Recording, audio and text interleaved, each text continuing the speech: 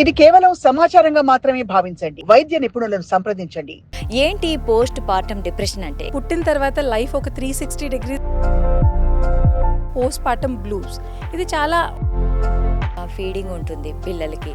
ఆ టైంలో ఎలా టాబ్లెట్ ఇస్తే మళ్ళీ వాళ్ళ మీద ఎఫెక్ట్ ఏమన్నా ఉంటుందా చిన్న పిల్లల మీద? Anti anxiety medications, anti depression medications చాలా. బేబీ బ్రెస్ట్ మిల్క్ ద్వారా బేబీకి పోతే ఆ మదర్కి అంత డిప్రెషన్ ఉంటే ఆ బేబీ మీద కూడా ఏమైనా ఎఫెక్ట్ పడే అవకాశాలు ఉన్నాయా? బేబీని నెగ్లెక్ట్ చేసేస్తారు మోస్ట్ ఆఫ్ ద టైమ్స్. ఎందుకంటే వాళ్ళ బేబీ పెరిగే కొద్దీ కొన్ని ప్రాబ్లమ్స్ ఉండొచ్చు వాళ్ళకి.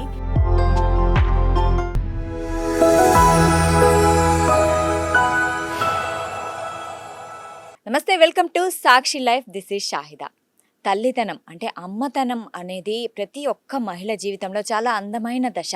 కానీ డెలివరీ అయిన తర్వాత ప్రతి అమ్మ హ్యాపీగా ఉంటుందా అంటే మనకి కొంచెం డౌటే వస్తుంది. ఈ మధ్య కాలంలో చాలామందికి డిప్రెషన్ అండ్ ఒక రకమైన ఒంటరితనం మనం చూస్తున్నాము. సో దీన్నే పోస్ట్ పార్టమ్ డిప్రెషన్ అంటారు. సో ఈ సున్నితమైన అంశం గురించి ఈరోజు మనం డిస్కస్ చేద్దాము. మనతో పాటు ఉన్నారు ప్రముఖ గైనకాలజిస్ట్ భార్గవి రెడ్డి గారు. So let's welcome him. నమస్తే మేడం. మేడం, ఈ మధ్య కాలంలో మనం వింటున్నాము అంటే డెలివరీ అయిన తర్వాత ఆ మదర్స్కి కొంచెం ఎంతైనా ఒక రకమైన ఫీలింగ్ వస్తుంది. అసలు ఫస్ట్ ఆఫ్ ఆల్ ఏంటి పోస్ట్ పార్టమ్ డిప్రెషన్ అంటే ఎక్స్ప్లెయిన్ చేయండి ప్లీజ్. పోస్ట్ పార్టమ్ డిప్రెషన్ అంటే డెలివరీ ఇస్ చాలా హ్యాపీ మూమెంట్ అందరికీ, మదర్కి, ఫ్యామిలీకి, అందరికీ. సో మదర్ ఆ హ్యాపీనెస్ ఉంటుంది మనకి, బేబీ పుడతారు అని చాలా ఎక్స్పెక్టేషన్స్తో వస్తుంది. పుట్టిన తర్వాత లైఫ్ ఒక 360 డిగ్రీస్ టర్న్ అయిపోతుంది. సో బేబీ ఉంటుంది, రెస్పాన్సిబిలిటీ ఇంక్రీజ్ అవుతుంది, ఎక్స్పెక్టేషన్, సోషలీ వాళ్ళు వచ్చి అంత బాగుంది కదా, అంత బాగుంది, పాలు మంచిగానే పడుతుండే కదా, ఈ చాలా ఎక్స్పెక్టేషన్స్ చాలా ఎక్కువ అయిపోతాయి. But this is not the complete. ఇది మదర్కి చాలా యాంగ్జైటీ ఉంటుంది. నేను బేబీని కరెక్ట్గా చూసుకుంటున్నాను, కరెక్ట్ తల్లినా నేను కరెక్ట్గా చూస్తున్నానా, పాలు కరెక్ట్గానే పడుతున్నానా, నా బేబీ బాగానే చూసుకుంటున్నానా, ఈ అన్ని యాంగ్జైటీతో కొన్ని డిప్రెషన్లో కొంతమంది, సో ఒక 10% వాళ్ళు పోతారు. ఇనీషియల్గా ఏమవుతుంది అంటే బ్లూస్ అని ఒకటి అంటాం, పోస్ట్ పార్టమ్ బ్లూస్. ఇది చాలా ఆల్మోస్ట్ 85 to 90% వాళ్ళకు ఉంటుంది. కొంచెం యాంగ్జైటీ, కొంచెం ఫియర్, కొంచెం ఇరిటబిలిటీ, దాని తర్వాత అది సెటిల్ అయిపోతుంది. కొంచెం ఫ్యామిలీ సపోర్ట్తో అది సెటిల్ అయిపోతుంది 1 to 2 weeks దాకా. కానీ దాని తర్వాత కూడా ఉంటుంది అంటే దాన్ని పోస్ట్ పార్టమ్ డిప్రెషన్ అంటాము. ఓకే, అంటే డెలివరీ అయిన తర్వాత 1 to 2 weeks తర్వాత సెటిల్ అవుతుంది. ఒకవేళ అవ్వకుండా ఇలాగనే ఉంటే అంటే అసలు ఫస్ట్ లక్షణాలు ఏంటి మేడం? ఎలాంటి లక్షణాలు కొంచెం క్లియర్గా ఎక్స్ప్లెయిన్ చేయండి. మా మదర్ చాలా సాడ్గా ఉండటము, అప్పుడప్పుడు ఏడుస్తానే ఉంటారు, ఏం కారణం లేదు, మదర్ ఏడుస్తూ ఉంటుంది, ఏడుపు, చాలా ఇరిటబుల్, మూడ్ స్వింగ్స్ లాగా చాలా ఉండటము, బేబీని చూడకుండా ఉండటము, అప్పుడప్పుడు బేబీ దగ్గర కూడా దుర్లక్ష్యంగా ఉండటం. అంటే వాళ్ళు కావాలని కాదు, వాళ్ళ హార్మోనల్ చేంజెస్ అవుతాయి బాడీలో. డెలివరీ అవ్వంగానే హార్మోన్స్ చాలా తగ్గిపోతాయి. ప్లస్ ఒక ఎగ్జాషన్ ఉంటుంది. మదర్ డెలివరీ అవుతుంది, she is going through a lot of changes కదా. ఆ డెలివరీ అప్పుడప్పుడు కొంచెం కాంప్లికేట్ అయినా, కొంచెం మదర్కి ఏమన్నా ప్రాబ్లమ్స్ అయినా, పెయిన్స్ ఉంటాయి, దానివల్ల చాలా ఎగ్జాస్ట్ అయిపోతుంది. సో ఎగ్జాషన్ ఒకటైతే హార్మోనల్, సెకండ్ ఎగ్జాషన్ వల్ల. ఇంకోటి ఏంటంటే సోషలీ చాలా ఫియర్ దట్ మనం we have to perform well, we have to be good mother. ఈ అన్ని రెస్పాన్సిబిలిటీస్ వల్ల ఈ పోస్ట్ పార్టమ్ డిప్రెషన్కి వాళ్ళు they can have basically. Okay, ఎంతమందిలో ఒకళ్ళకి ఇలా ఉంటుందంటే మనం ఆ రేషియో చూసుకుంటే ఇంతమందిలో ఇంతమందికి ఉండొచ్చు అని అంటారు? ఇప్పుడు చాలా ఇంక్రీజ్ అవుతుంది. ఫస్ట్ అయితే చాలా రేర్గా చూసేది, కోవిడ్ తర్వాత కొంచెం ఎక్కువైంది. అండ్ ప్లస్ ఇప్పుడు ఆల్మోస్ట్ మనం చూస్తే వరల్డ్ వైడ్ 10 to 20 to 30% దాకా చూస్తున్నాము. ఓకే, అంటే ఎందుకు కోవిడ్ తర్వాత ఎందుకు ఎక్కువైంది అసలు? మన లైఫ్ స్టైల్లో చాలా చేంజెస్ అయిపోయినాయి. మనం లోన్లీనెస్కి ఎక్కువ హ్యాబిట్, ఐసోలేషన్ చాలా అలవాటు అయిపోయింది. అందరం ఫోన్స్లో బిజీ ఉంటాము, ఇంట్లో చిన్న ఫ్యామిలీస్ అయిపోయినాం. ఫస్ట్ లాగా జాయింట్ ఫ్యామిలీస్ లేవు, ఇప్పుడు nuclear families. So husband, wife, now this baby, and we have a lot of మనం ఇంటికి వెళ్తాము, మన లైఫ్లో బిజీ ఉంటాము, అండ్ దెన్ మన రూమ్స్లో వెళ్తాం. కమ్యూనికేషన్ చాలా తగ్గిపోయింది. So sharing which is very important, that you don't have a mental illness, sharing తగ్గిపోతూ ఉంది. సో అందుకు ఐ థింక్ మదర్స్ కూడా ఇది చాలా చిన్న వయసు నుంచే ఇప్పుడు మెంటల్ డిసార్డర్స్, స్కూల్ వెళ్ళే పిల్లలే స్ట్రెస్ అవుతుంది నాకు అని టు స్టార్ట్ విత్. సో ప్రెగ్నెన్సీలోనే మనం మెంటల్ డిసార్డర్తో ఆల్రెడీ ఉండేవాళ్ళు వచ్చేవాళ్ళు కూడా చాలా ఎక్కువ అవుతున్నారు. సో వాళ్ళకి ఇంకా పోస్ట్ పార్టం ఇంకా ఎక్కువ అయిపోతుంది. ఓకే. సరే ఒకవేళ అయ్యిందే అనుకోండి. దాని తర్వాత వీళ్ళు అంటే ఆటోమేటిక్‌గా తగ్గుతుందా టైంని బట్టి? లేకుంటే దానంతట అది తగ్గుతుందా? లేకుంటే మెడిసిన్ తప్పనిసరా? లేకుంటే డాక్టర్‌ని తప్పకుండా సంప్రదించాలంటారా? సో డెఫినెట్గా డాక్టర్ని సంప్రదించాలి and we have to consult. ఇది ఆప్షన్ మనకి తర్వాత లాస్ట్కి పెట్టుకోవటం కరెక్ట్ కాదు. ఎందుకంటే ఇది చాలా సీరియస్ అవ్వచ్చు. మనం డిలే చేసే కొద్దీ కొన్ని మంది వాళ్ళకి సెల్ఫ్ హార్మ్ అంటే సూయిసైడల్ థాట్స్ వచ్చే కేసెస్ కూడా ఉండయి. సో అక్కడ దాకా వెళ్ళొద్దు. స్టార్టింగ్గానే మనం ట్రీట్మెంట్ చేసామనుకోండి చాలా మంచి అవుట్కమ్ ఉంటుంది. అంటే చాలా లో రిస్క్ లాగా అయిపోతుంది. ఇప్పుడు ఏంది అంటే మదర్కి ఈ లక్షణాలు ఉండయి, ఫ్యామిలీ అన్న ఐడెంటిఫై చేయొచ్చు or mother herself identify చేయొచ్చు. సో మదర్కి ప్రెగ్నెన్సీలోనే మనం ఇట్లా అవ్వచ్చు అని ఒక నాలెడ్జ్ అవేర్నెస్ చేయటం చాలా important. If mother is aware mother can pick up. Mother లేకపోతే అట్లీస్ట్ ఫ్యామిలీని అవేర్నెస్లో if family is also aware అనుకోండి ఇట్లా ప్రాబ్లమ్స్ అవ్వచ్చు, మదర్ని ఏమన్నా వాళ్ళు డిఫరెంట్గా ఉన్నారు, ఊరూరికే ఏడుస్తున్నారు, బేబీని చూసుకోవడానికి చాలా ఇబ్బందిగా అనిపిస్తుంది ఆర్ మూడ్ స్వింగ్స్ చాలా ఉండయి, అవన్నీ ఐడెంటిఫై చేసి వాళ్ళన్నా కొంచెం డాక్టర్కి కన్సల్ట్ మదర్ని రైట్ టైంలో తీసుకొస్తే వెరీ గుడ్. ఓకే. ఇనీషియల్గా కౌన్సిలింగ్ చేస్తాము, counselling with the help of a psychologist. అది దాంతోనే చాలామందికి బెటర్ అనిపిస్తుంది. టాబ్లెట్స్ దాకా పోరు, కొంతమందికి టాబ్లెట్స్ అవసరం ఉంటాయి. ఈ టాబ్లెట్స్ ఇచ్చితే వాళ్ళు బెటర్ అయిపోతారు. So most of the times మంచిగా రికవర్ అవుతారు. అయితే టాబ్లెట్స్ ఇవ్వాలి అంటున్నారు. అక్కడ చూస్తే ఫీడింగ్ ఉంటుంది పిల్లలకి.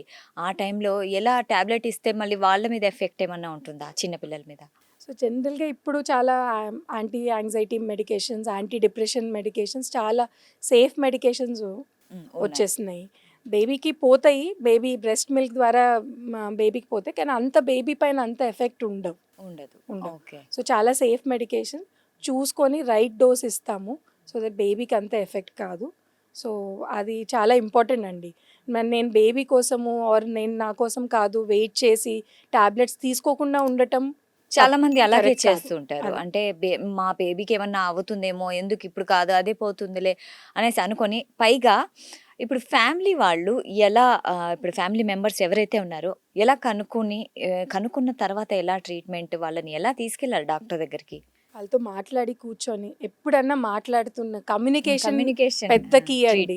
మనం మన వైఫ్కి అంటే హస్బెండ్ పెద్ద రోల్, ఇంకోటి మా ఈ mother in law, father in law or mother father ఎవరు ఉంటారో తనని ఎవరు ఐడెంటిఫై చేస్తారో. ఒక సోషల్ స్టిగ్మా ఉంటుంది మనకి. ఏంది అంటే ఇది మెంటల్ ఇల్నెస్ అంటే ఒక బ్యాడ్ థింగ్, అంటే ఏమన్నా పిచ్చే పెట్టింది అని అనుకోవటం, అది కాదు. ఇది కూడా ఏదన్నా ఫీవర్ వచ్చినట్టు ఒక జబ్బే. ఈ జబ్బుకి మనం డాక్టర్ ఏమన్నా ప్రాబ్లం ఉంటే మనం డాక్టర్ దగ్గర వెళ్తాం. అవును. మరి దీనికోసం ఇంత ఆలోచించుకునేటం ఎందుకు?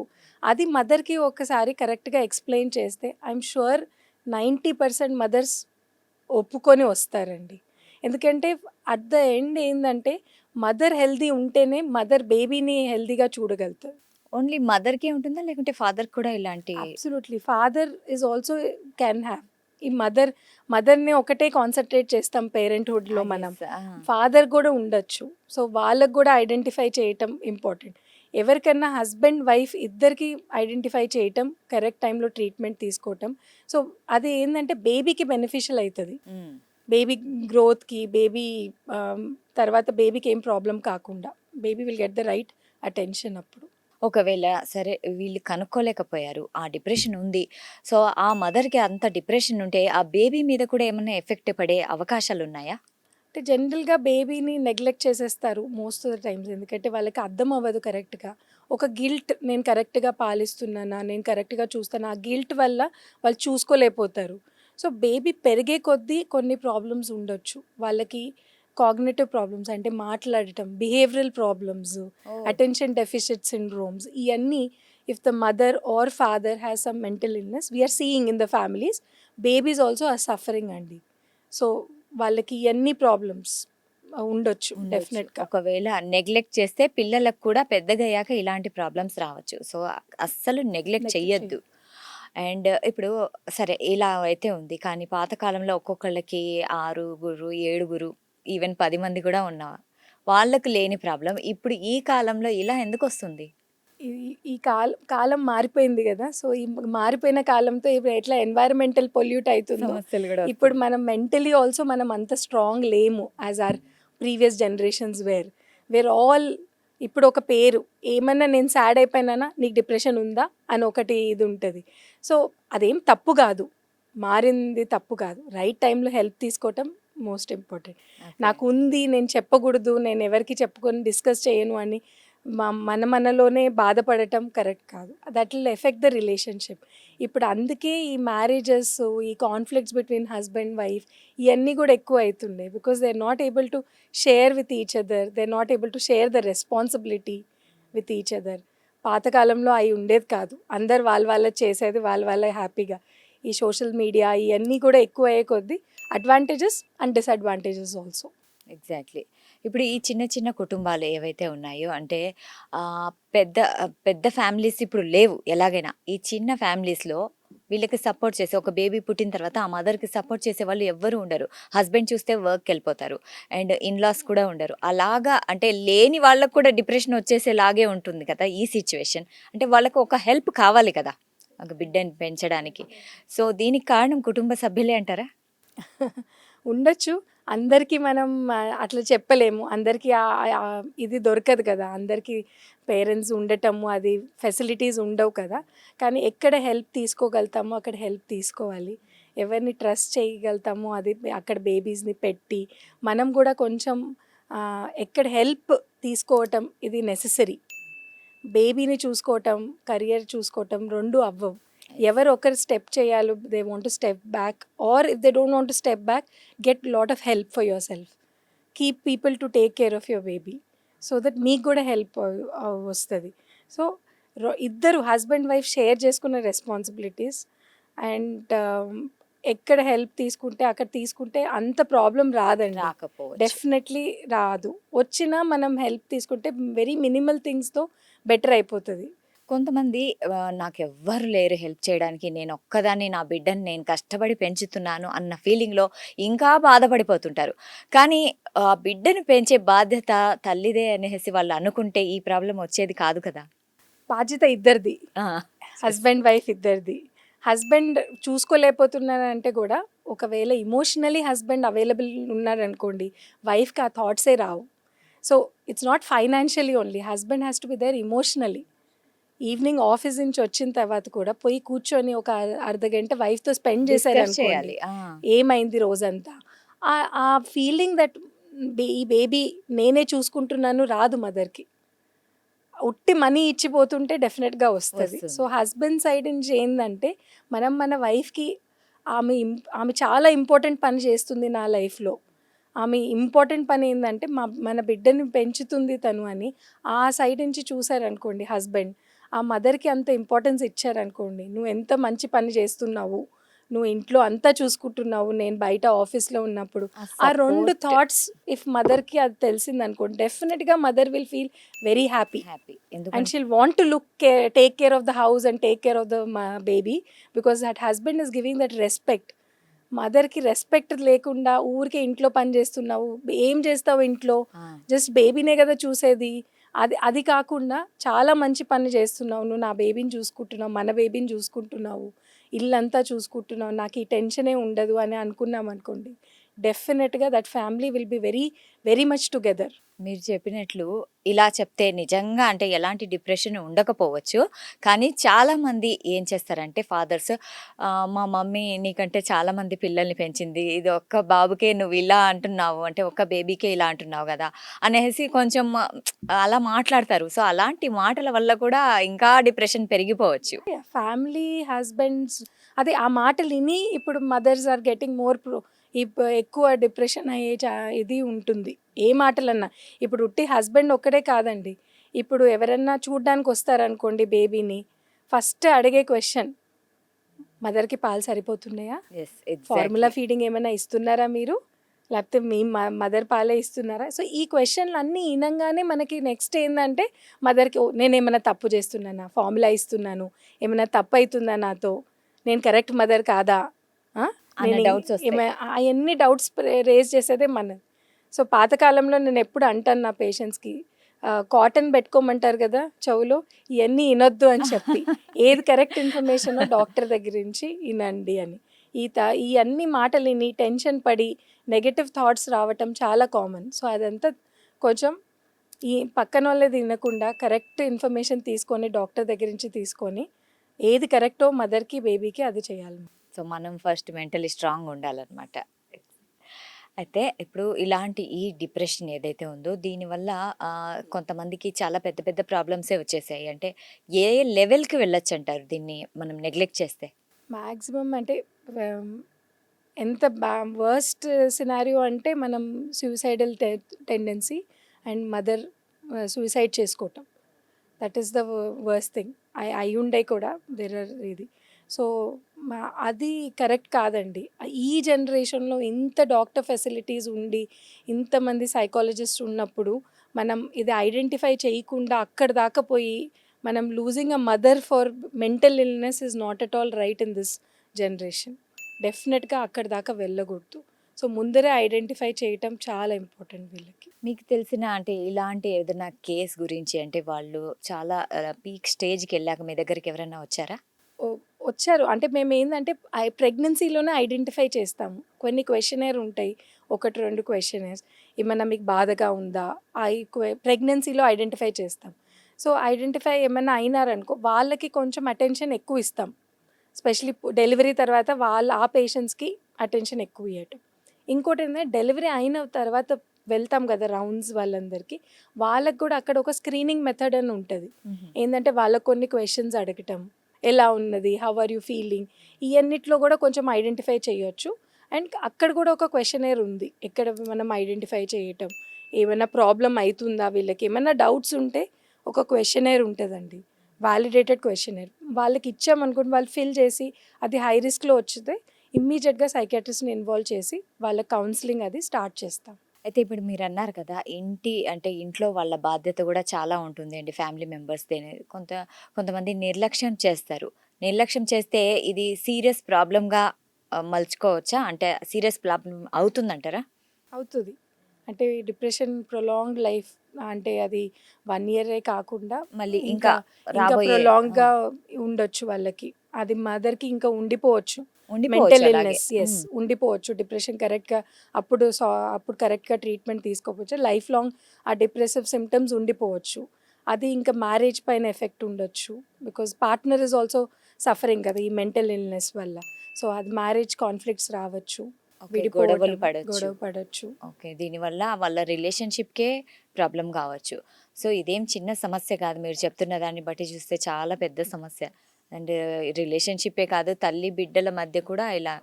ఇప్పుడు మనము రీసెంట్గా కొన్ని న్యూస్లు అయితే మనం చూసాము, తల్లే బిడ్డల్ని చంపేసే మనం కొన్ని న్యూస్లు అయితే విన్నాం.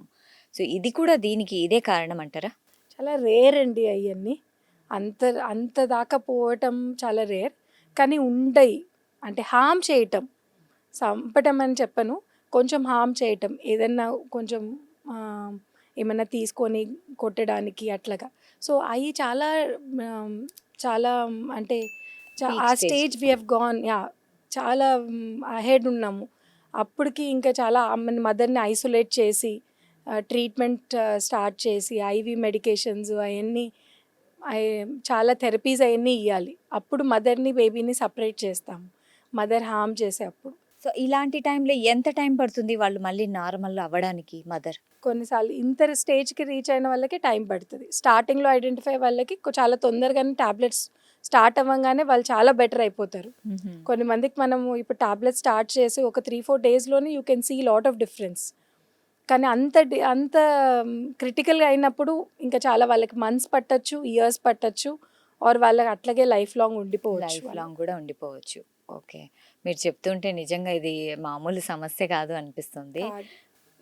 అంటే మనం ఐడెంటిఫై చేయటం, అవేర్నెస్ చాలా ఇంపార్టెంట్. ఇప్పుడు కొంచెం అవేర్నెస్ వస్తుంది, అందుకు పేషెంట్స్ వచ్చి చెప్తున్నారు, వాళ్ళు షేర్ చేసుకుంటున్నారు. సో మేము కూడా రైట్ టైంలో మనం హెల్ప్ చేయగలుగుతున్నాము. సో, దీన్ని ఇప్పుడు ప్రభుత్వం కూడా కొంచెం కనిపెట్టి అంటే ఇలాంటివి కూడా ఉంటాయని ప్రతి ఒక్క గైనకాలజిస్ట్‌కి కొంచెం సలహాలివ్వడం. అంటే మనం జస్ట్ వెళ్తాము, డెలివరీ అయ్యాక ఇంటికొచ్చేస్తాం. అలా కాకుండా దీని మీద కూడా కొంచెం దృష్టి పెడితే మంచిగా ఉంటుంది యాహ్! కదా! డెఫినెట్‌గా అండి. అండ్ అదే మేమిక్కడ రెయిన్బో హాస్పిటల్‌లో ఏం చేస్తామంటే డెలివరీ అయిన తర్వాత ఒక బుక్ ఇస్తాము. దాంట్లో అన్ని డూస్ అండ్ డోంట్స్ అన్నీ రాస్తాము. అంటే నార్మల్ అయిన తర్వాత సిజేరియన్. దాంట్లో ఒక ఫుల్ చాప్టరే ఒకటి మెంటల్ హెల్త్ పైన రాసున్నాం. So, okay. మదర్‌కి అది చెప్తాం. అది చదవండి. మీకేమన్నా అనిపిస్తే మదర్ ఆర్ హస్బెండ్ ఆర్ వాళ్ళ ఫ్యామిలీ వాళ్ళని చదివి ఏమన్నా మీకేమన్నా స్పెషల్లీ ఈ చాప్టర్ మెంటల్ హెల్త్ పైన ఉండే చాప్టర్‌ని డెఫినెట్‌గా చదవండి. మీకేమన్నా అనిపిస్తుందంటే రండి, తొందరగా రండి అని చెప్పి. సో, ఆహ్, ఈ whatever we are promoting, we should promote telling them about mental illness. Tell them that you should be aware and come on right time. అది చాలా ఇంపార్టెంట్. ఇప్పుడు అవేర్‌నెస్ అనేది లేకుండానే అంటే చాలా మందికి తెలీదు. నేనైతే ష్యూర్‌గా చెప్తాను. చాలా మందికైతే ఇది తెలియదు. ఇప్పుడు చిన్న చిన్నగా తెలుసుకుంటున్నారు. కానీ తెలుసుకుంటే నిజంగా చాలా బెటర్. ఎందుకంటే ఇది లైఫ్ లాంగ్ ఈ డిప్రెషన్ అలాగే కంటిన్యూ అవును. అవుతుంది అని అంటున్నారు. అయితే ఇప్పుడు ఫర్ ఎగ్జాంపుల్ హ్మ్, సమాజంలో ఇలా అంటే అంటే ఈ మెంటల్ ఏదైతే ప్రాబ్లమ్స్ ఉన్నాయో వీటిని యాక్సెప్ట్ చెయ్యరు. ఇప్పుడు మనం వెళ్ళి చెప్పినా కూడా ఫస్ట్ ఎవరితో చెప్తారు? ఇంట్లో వాళ్ళతో చెప్తారు. హస్బెండ్‌తో అయినా, మదర్ ఇన్ లాతో అయినా. వాళ్ళు యాక్సెప్టే చెయ్యరు. సో, అలాంటి ఈ సమాజంలో ఇంకా ఎంత ముందుకు వెళ్ళాలంటారు? ఇలాంటి సమాజం అందరం మనమే కదండి. మనం మారితే అందరు మారినట్టు. It should start with us only. మనం అందరం మారాలి అంటే ఇప్పుడు హార్ట్ అటాక్ వస్తే కార్డియాలజిస్ట్ దగ్గర పోమా? ఎగ్జాక్ట్‌లీ. పోతాం కదా! అది ఒక అందరూ జబ్బు వచ్చింది, కార్డియాక్ ప్రాబ్లమ్ వచ్చిందని చేస్తాం కదా! జ్వరం వస్తే పారాసెటమాల్ తీసుకోమా? అంతే, ఇది కూడా ఒక జబ్బు. ఇది కూడా ఒక డిసీజ్ లాగే ట్రీట్ చేసి దానికి ట్రీట్మెంట్. దీనికి ఒక సోషల్ స్టిగ్మా దాన్ని ఒక ఇది చేయకుండా దీన్ని ఒక జబ్బులాగా ట్రీట్ చేసి మాకు జబ్బు ఉంది, ట్రీట్మెంట్ తీసుకుంటున్నాం అంతే. As simple as that. దాన్ని చాలా కాంప్లికేట్ చేసి పెట్టినామనుకోండి అది. So, people are changing. I think అంతా చేంజ్ అవ్వడానికి టైం పడుతుంది. మనం స్టార్ట్ అవుతే ఎవ్రీబడి విల్ అందరూ స్టార్ట్. స్టార్ట్ అయితారు. ఒక ట్రీట్మెంట్ తీసుకోవడానికి ఎంత టైం పడుతుంది? ఇప్పుడు స్టార్ట్ చేస్తే ఎన్ని మంత్స్ వరకు టాబ్లెట్స్ అవి అది పేషెంట్‌ని బట్టి. బట్టి ఉంటుంది. పేషెంట్ సిమ్టమ్స్ వాళ్ళు కొన్ని మందికి నెలలు పడతాయి, కొన్ని మందికి సంవత్సరాలు పడుతుంది. సో, సైమల్టేనియస్లీ వాళ్ళకి కౌన్సిలింగ్ అవన్నీ కూడా అవుతూ ఉండాలి. ఓకే. సో, ఉట్టి టాబ్లెట్స్ కాదు, కౌన్సిలింగ్ థెరపీస్ అవుతాయి. కొన్ని థెరపీస్‌తో చాలా వాళ్ళకి చేంజ్ అవుతూ ఉంటారు. Plus tablets. మరి ఆహారపు అలవాట్లు ఎలా ఉండాలి? సో, ఆహారం ఓకే. అగైన్ కామన్, ఇది ఒక డిసీజ్ అన్నాను కదా! ఇప్పుడు ఇది కూడా ఒక డిసీజ్. సో, ఇదేందంటే ఆహారం హెల్తీగా హ్మ్. అంటే హెల్తీ అంటే ఇప్పుడు షుగర్ తగ్గించాలి. వీళ్ళకి కూడా షుగర్ స్పైక్స్ రాగానే వీళ్ళకి కూడా it's not good for depression or anxiety again. So, వీళ్ళకి healthy food, green leafy vegetables ఇలాగే మనం ఏం హెల్తీ ఫుడ్ అంటామో ఫ్యాట్స్ తగ్గించి కార్బోహైడ్రేట్స్ తగ్గించటం అని అంటాము. సో, మిక్స్డ్ డైట్ ఉంటుంది కదా! ఇప్పుడు మన south Indian meal is a good meal good అండి. మీల్. అన్నం క్వాంటిటీ తగ్గించి పప్పు, పప్పు, కూర, కూర సలాడ్, ఎక్కువ. ఎగ్ అన్నీ పెట్టామనుకోండి, ఒక బ్యాలెన్స్డ్ డైట్. ఈ diet is good for even mental disorder or ఎక్కువ ప్రోబయోటిక్స్ యాడ్ చేయటం. ఇప్పుడు గట్ హెల్త్‌ని బెటర్ చేయాలి అని అంటున్నారు కదా! ప్రోబయోటిక్స్. ఈ ప్రోబయోటిక్స్ కూడా యాడ్ చేయటం వల్ల mental health also will get better. Oh! So, not only your therapy and all, a good balanced diet with probiotics అంటే ఫర్మెంటెడ్ ఫుడ్, మన పెరుగు ఇవన్నీ ప్రోబయోటిక్ అంటాము. సో, అవన్నీ కూడా ఇంక్లూడ్ చేయటం ఇంపార్టెంట్. ఓకే. మేడం ఈ పోస్ట్ పార్టమ్ డిప్రెషన్ గురించి మనం మాట్లాడుకుంటున్నాం కదా! అయితే దీనికి ఏమన్నా టిప్స్ అంటే యోగా అంటే మెడికేషన్ ఇలాంటివేమన్నా యూజ్ అవుతాయా? సో, డెఫినెట్లీ అండి. Like how I said balanced diet, మంచి ఎక్సర్సైజ్ అంటే ఎక్సర్సైజ్, యోగా అన్న వాళ్ళకి ఏదైనా ఒక ఫిజికల్ యాక్టివిటీ. బికాస్ ఎప్పుడైనా ఎక్సర్సైజ్ చేసినప్పుడు good hormones are released. They will balance the other hormones. So, మదర్‌కి ఒక పాజిటివ్ ఫీలింగ్. సో, ఇప్పుడు మనకేమైతదంటే టైం లేదు మాకు బేబీని చూసుకోవాలా మేము అని. అలా కాకుండా ఎలా అన్నా ఒక 24 అవర్స్‌లో ఒక half an hour, 20 minutes you have to take time for yourself in okay. Postpartum recovery. So, postpartum టైంలో ఎక్సర్సైజ్ చేయటము, ప్రీవియస్ అంటే మరీ ప్రీవియస్ వెయిట్ లాగా పోలేరు కానీ వెయిట్ లాస్ ఇంపార్టెంట్ కాదు, కానీ ఎక్సర్సైజ్ చేయటం balance diet, take time for her self. కొంచెం మీ పండుకోవడానికి టైం అనేది కూడా మీ ఉంది. టైం కావాలి. ఒక్క హాఫ్ అన్ అవర్ అన్నా కొంచెం ఒక గోయింగ్ అవుట్ సమ్ టైమ్స్. మదర్కి ఆ ఫ్యామిలీ సపోర్ట్ అనే ఇదే ఏంటంటే మదర్కి కొంచెం ఒక వన్స్ ఇన్ అ వీక్ బయట పోవడానికి టైం ఇవ్వటం, or once in a day ఒక హాఫ్ అన్ అవర్ ఎక్సర్సైజ్ చేసుకోవడానికి టైం ఇవ్వటం. వాళ్ళు start feeling well, start feeling positive. ఎప్పుడు బేబీ మదర్ ఒక ఇల్లు ఒక రూము అంటే that is again very much ఒక రకమైన ట్రామాలో trauma. ఉండిపోతుంది. Yeah, you have to help them to come out of it. So exercise definitely will help. Giving them time to sleep. Maybe అవును. ఒక 1 అవర్ ఇంకో రూమ్కి వెళ్ళి పక్కన రూమ్కి వెళ్ళి కొంచెం వాళ్ళతోనే స్పెండ్ చేసుకోవటం ఇంపార్టెంట్ అగైన్. సో ఆ టైం ఇవ్వటము, వాళ్ళకి ఎక్సర్సైజ్ టైం ఇవ్వటం, వాళ్ళకి కొంచెం ఎంజాయ్ చేయడానికి కొంచెం టైం ఇవ్వటం చాలా important for them to recover in the post delivery page. Okay, exactly madam. ఇంకా కొంతమంది మీరు అంటే స్లీప్ గురించి అన్నారు కాబట్టి, కొంతమంది పిల్లలు పుట్టిన తర్వాత నైట్ అంతా మేల్కొనే ఉంటారు. వీళ్ళు నైట్ అంతా మేల్కొని వాళ్ళకి ఏదో ఒకటి చూసుకోవాలి కదా, అండ్ డే టైము స్లీప్ ఉండదు. దీనివల్ల కూడా లేని డిప్రెషన్ కూడా వచ్చేస్తుంది అంటారా? అంటే డే టైం స్లీప్ పోయిందంటే బేబీ పండుకున్నప్పుడు మదర్ పండుకోవాలండి, డెఫినెట్గా పండుకోవాలి. బేబీ పండుకున్నప్పుడు మదర్ మెల్కో ఉండద్దు. ఓకే. ఎప్పుడు బేబీ పండుకుందో అప్పుడు పండుకోవటం చాలా ఇంపార్టెంట్. ఎందుకంటే sleep deprivation also is again one aggravating factor. ఏంటంటే మళ్ళీ స్లీప్ లేకుండా వాళ్ళు చాలా ఇదైపోతూ ఉంటారు, టైర్డ్ అయిపోతారు, ఎగ్జాస్ట్ అయిపోతారు. సో బేబీ పండుకుందా వెళ్ళి కామ్గా పండుకోవాలి. అంటే బేబీ పడుకున్నాక ఇంటి పనులు చేసుకోవడానికి చాలా మంది ప్లాన్ చేసుకుంటారు. అదే అందుకే So, అది చెప్పాను correct కదా, కాదు. హెల్ప్ తీసుకోవాలి. Okay, keep we're in India కదండి, అవును. వీల్ హ్యావ్ హెల్ప్ తీసుకోవాలి. పెట్టుకోవాలి. We have facility, we have to keep help. If you ఒక ఐసోలేటెడ్ ఫ్యామిలీ, న్యూక్లియర్ ఫ్యామిలీలో ఉన్నామనుకోండి, హెల్ప్ కోసం ఎవరైనా అవుట్ సైడ్ పీపుల్ని పెట్టుకోవాల్సిందే. ఇంకా అన్నీ నేనే చేస్తానంటే అవ్వదు. రెస్ట్ సూపర్ కావాలి. మదర్ అయిపోయి బిడ్డ పడుకోగానే ఇంటి పనులు చేసేయాలి అంటే మెంటల్ హెల్త్ అంటే ఫిజికల్లీ కూడా చాలా వీక్ అయిపోతారు, అండ్ మెంటల్లీ కూడా చాలా వీక్ అయిపోతారు. సో బేబీ పడుకోగానే మదర్ పడుకోవాలి కొద్దిసేపు. ఎస్, డెఫినెట్గా మదర్కి రెస్ట్ చాలా ఇంపార్టెంట్. తన బాడీ రికవర్ అవ్వాలి అంటే డెఫినెట్గా ఈటింగ్ ఆన్ టైం, స్లీపింగ్, ఇవన్నీ చాలా ఇంపార్టెంట్. ఓకే, ఫైనల్గా మీరు ఇంకా ఇప్పుడు ప్రెగ్నెన్సీలో ఉన్న వాళ్ళు ఎవరైతే చూస్తుంటారో వాళ్ళకి ఏదైనా సలహా చెప్పండి, అంటే ఇలాంటి ప్రాబ్లమ్స్ ఆఫ్టర్ డెలివరీ రాకుండా. సో ప్రెగ్నెన్సీలోనే ఒక పాజిటివ్ యాటిట్యూడ్తో ఉండాలి, తెలుసుకోవాలి ఇట్లా మెంటల్ ప్రాబ్లమ్స్ ఉండొచ్చు పోస్ట్ డెలివరీ అని. ఏమన్నా వాళ్ళకి డౌట్స్ ఉంటే వాళ్ళ డాక్టర్తో, గైనకాలజిస్ట్తో డిస్కస్ చేసుకోవటం ఇన్ ప్రెగ్నెన్సీ ఓన్లీ. ఈ చైల్డ్ బర్త్ ప్రిపరేషన్ క్లాసెస్ అన్నిట్లో మాట్లాడతాం మేము అన్నీ, ఇట్లాంటి ప్రాబ్లమ్స్ రావచ్చు.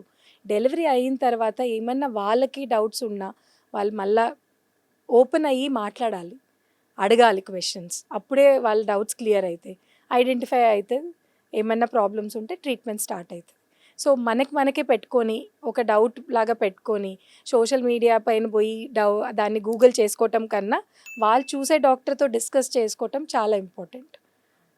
ఐడెంటిఫికేషన్ చాలా చాలా ఇంపార్టెంట్. ఇంపార్టెంట్. సో అది వాళ్ళకి ప్రెగ్నెన్సీలో వాళ్ళకి తెలుసు ఇలాగ అవ్వచ్చు ప్రాబ్లం ప్రెగ్నెన్సీలో అన్న డెలివరీ తర్వాత అని వాళ్ళకి తెలుసు ఉంటే వాళ్ళు డెఫినెట్గా హెల్ప్కి ముందర ఫార్వర్డ్ రావాలి అండ్ హెల్ప్ తీసుకోవాలి. ఎగ్జాక్ట్లీ, ఎందుకంటే అవగాహన ముఖ్యం అనమాట. ఎవరైతే అంటే మన ఇలాంటి ప్రాబ్లం కూడా ఉంటుంది అనేసి ముందే కనుక్కోవాలి.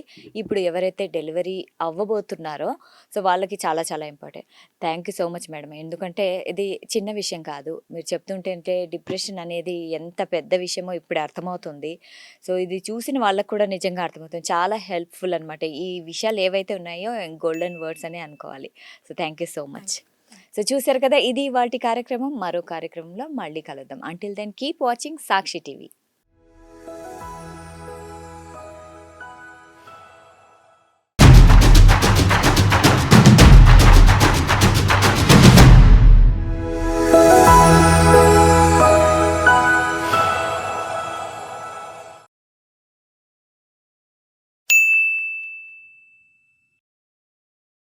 సాక్షి టీవీ ప్రసారాలను నిలిపివేయటం చట్టరీత్యా నేరం.